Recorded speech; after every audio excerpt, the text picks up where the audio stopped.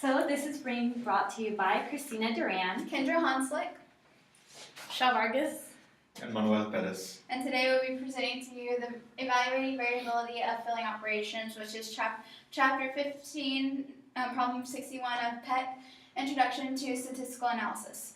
So the first thing that we calculated was the average grand mean, which is found by the summation of the average of the x's, which is 49.6, and you divide that by n, which is the total data sets, which was 25, and we found that to be 1.984.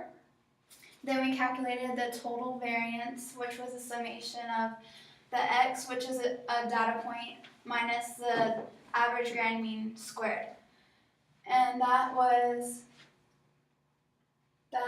value was 0.84. Then we calculated the variance between the groups, which is a summation of n, little n, which is the sample size.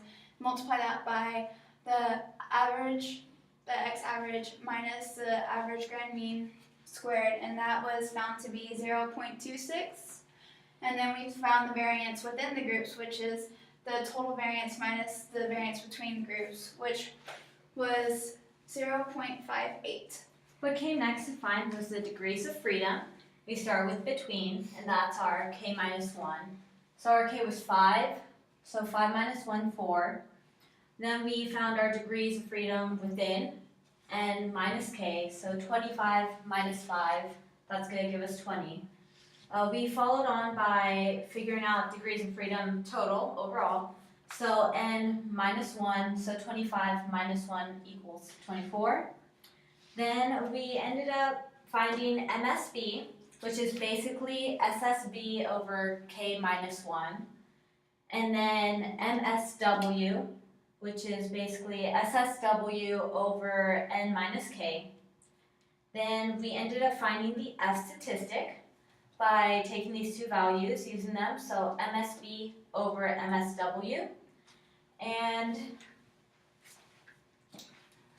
Okay, so we have our graph over here with all of our values. Like Kendra said, our SS between is going to be 0.26, our SS within is going to be 0.58, our total SS is going to be 0.84. Now the degrees of freedom are going to be between, ours is going to be 4, and then within is going to be 20, and the total is going to be 24. So out of that we got our MS between, which is going to be 0.065, and our MS within is going to be 0.029. And our initial hypothesis was that there was no difference in the mean fill weight of the 5 pockets. And through the formula MSB over MSW, we found this F statistic to be 2.241.